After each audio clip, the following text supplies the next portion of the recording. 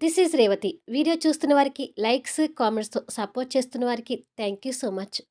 Last ఎపిసోడ్‌లో కళ్యాణ్ బామర్ది engagement చెడగొట్టడానికి పూలకుండీని బామర్ది మీదకి విసిరేస్తాడు కదా! ఆ తర్వాత నుంచి స్టోరీ కంటిన్యూషన్. 'నా తనువున ప్రాణం నీకై' ఎపిసోడ్ నంబర్ 149. ఆ పూలకుండి సూర్య భుజాన్ని గాయపరిచి కింద పడి ముక్కలవుతుంది. అది చూసి అందరూ షాకవుతుంటే కళ్యాణ్ కనపడకుండా పైన పిల్లర్ చాటుగా నిలబడి, సారీ బామర్ది, ఈ ఎంగేజ్మెంట్ ఆపడానికి నీ రక్తాన్ని చూపించక తప్పలేదు అని అనుకుంటాడు. అందరికంటే ముందు క్రాంతి ఉంది కాబట్టి సూర్య రక్తపు గాయాన్ని చూసి భయపడుతూ అందరూ చూస్తూ ఉండగానే సూర్య అంటూ కంగారుగా దగ్గరికొచ్చి సూర్యని పట్టుకొని తడిమి తడిమి చూస్తుంటుంది. సూర్య ఆ గాయానికి బాధపడుతూనే, పెద్ద గాయం కాదు క్రాంతి, కంగారు పడకు అని తన భయాన్ని చూసి సూర్య చెప్తుంటాడు. అయ్యో, అలా రక్తం వస్తుంటే పెద్ద గాయం కాదంటావేంటి సూర్య అంటూ క్రాంతి ఇంకా భయపడుతుంటుంది. వాళ్ళిద్దరిని చూసి జెస్సీ షాక్ అవుతుంటే పరశురాం, భానుమతి పరిస్థితి ఇంకా అయోమయంగా ఉంటుంది. తమ్ముడు గాయాన్ని చూసి మైథిలి కూడా కంగారు పడుతూ వచ్చి, రే సూర్య, ఏమిట్రా ఇలా గాయపడ్డావు అని భయపడుతూ అడుగుతుంది. వీడి ఎంగేజ్మెంట్ రోజు ఇలా జరగటం ఏంటక్కా అంటూ చంద్రిక కూడా వచ్చి భయపడుతుంటుంది. మిగతా అందరికి కూడా ఎంగేజ్మెంట్ సమయాన ఇలా జరగటం చూసి కంగారు పడుతుంటారు. అయ్యో, ఇదేంటి, ఎంగేజ్మెంట్ రోజున అబ్బాయి కుడి భుజానికి అలా గాయమైంది, ఇది మంచి శకునం కాదమ్మా అంటాడు పంతులుగారు. ఆ మాట వినగానే జెస్సీ గుండెలో బాంబు పేలుతూ అనుమానంతో కళ్యాణ్ కోసం వెతుకుతూ ఉంటుంది.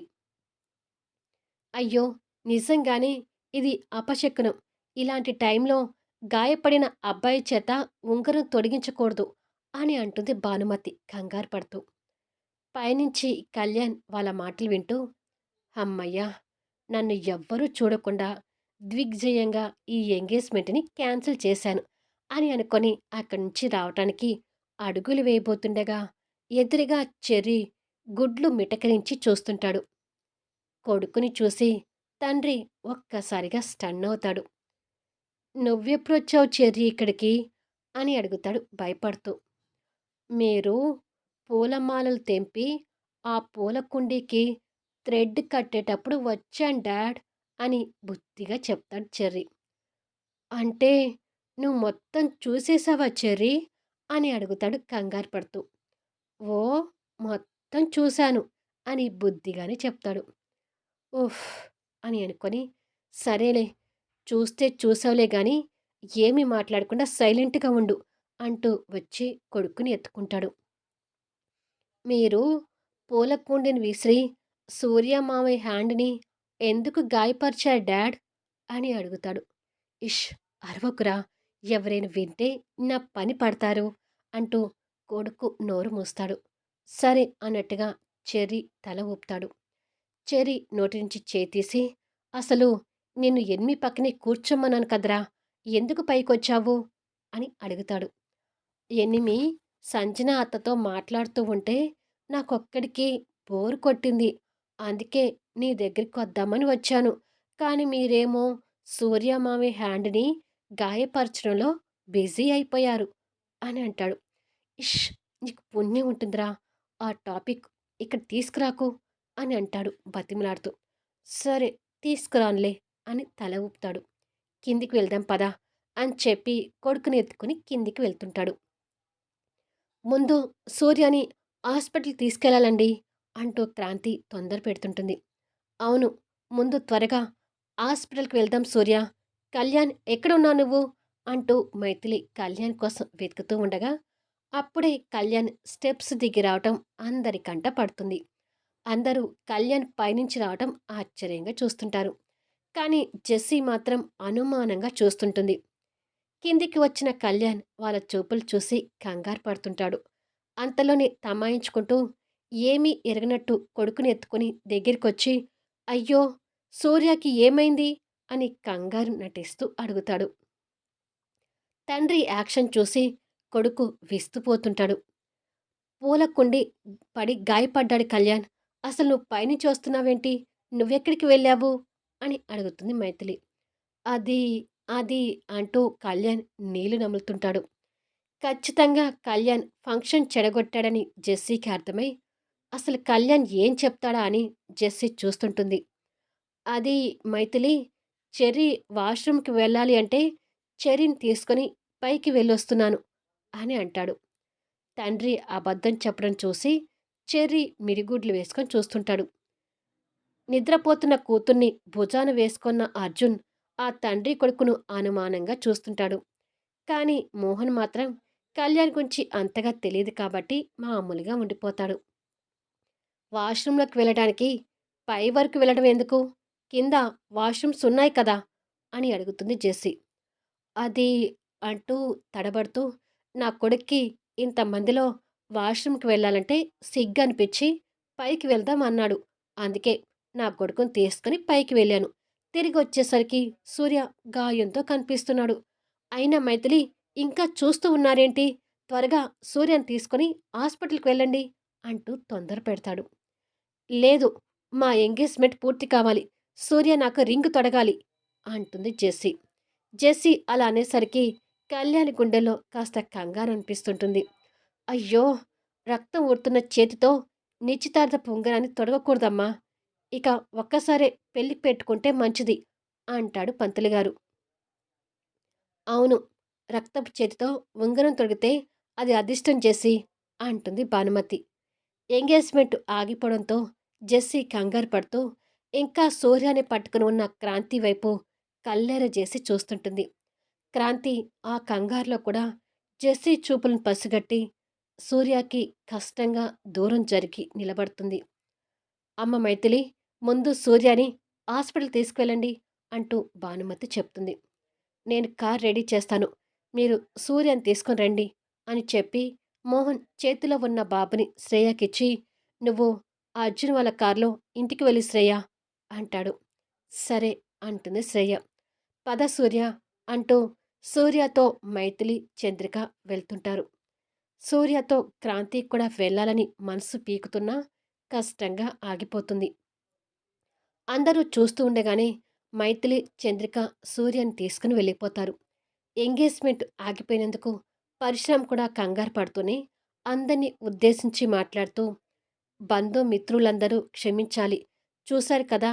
అనివార్య కారణాల వల్ల ఈ ఎంగేజ్‌మెంట్ ఆపేస్తున్నాము అని చెప్తాడు. సరే పరశురాం గారు, పంతులు గారన్నట్టు ఒకేసారి పెళ్లి పెట్టుకోండి అని బంధువులు ఒక్కొక్క మాటగా చెప్తూ వెళ్తుంటారు. మళ్ళీ కలుద్దాం పరశురాం గారు అని శశిధర్ దంపతులు కూడా వెళ్ళిపోతారు. అన్వి నిద్రపోయిందిరా, మేం కూడా వెళ్తాము అని కళ్యాణ్ చెప్పి, రామ్మ శ్రేయ అని అర్జున్ శ్రేయాని, సంజనాని తీసుకొని వెళ్ళిపోతాడు. స్టాఫ్ మెంబర్స్ కూడా వెళ్తుంటే, రా క్రాంతి వెళ్దాము అని చెప్పి భాను క్రాంతి చేపట్టుకుని తీసుకుని వెళ్తుంటుంది. చెర్రీని ఎత్తుకుని ఉన్న కళ్యాణ్, పరశురాం, భానుమతి, జెస్సీ వాళ్ళ దగ్గరకొచ్చి, మా బామర్ది ఎంగేజ్‌మెంట్ ఆగిపోయినందుకు నాకు కూడా బాధగానే ఉంది పరశురాం గారు. కానీ ఏం చేస్తాం? కొన్ని అనుకోనివి జరిగిపోతాయి అంటూ వాళ్ళ మీద జాలి నటిస్తుంటాడు. నువ్వనేది నిజమే కళ్యాణ్. అసలిలా జరుగుతుందని అనుకోలేదు అంటూ భానుమతి బాధపడుతుంటుంది. కానీ కళ్యాణ్ మాటలకి జెస్సీ కోపంతో పిడికిలి బిగిస్తుంటుంది. ఇక మేం కూడా వెళ్ళొస్తాం పరశురాం గారు అని చెప్పి అనుకున్నది సాధించాను అని కళ్యాణ్ కళ్ళతోనే జెస్సీకి సమాధానం చెప్తూ కొడుకుని ఎత్తుకొని అక్కడి నుంచి వెళ్ళిపోతాడు. ఇదంతా కళ్యాణ్ వల్ల జరిగిందని తెలియక పరశురాం కూడా బాధపడుతూ అక్కడి నుంచి మామూలుగా వెళ్ళిపోతాడు. ఇక నువ్వెళ్ళి డ్రెస్ మార్చుకో జెస్సీ అని చెప్పి భానుమతి కూడా అక్కడి నుంచి వెళ్ళిపోతుంది. ఇక ఫైనల్‌గా ఒక్క జెస్సీ మాత్రమే అక్కడ మిగిలిపోతుంది. పగిలిపోయిన పూలకుండీ వైపు చూస్తూ అనుమానంగానే దాని దగ్గరకొస్తుంది.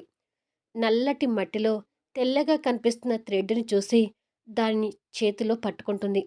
అది చూడగానే కళ్యాణ్ చేసిన సీన్ మొత్తం అర్థమయ్యి తన తల దిమ్మ తిరుగుతూ, నిజంగానే నువ్వనుకున్నది సాధించావు కళ్యాణ్.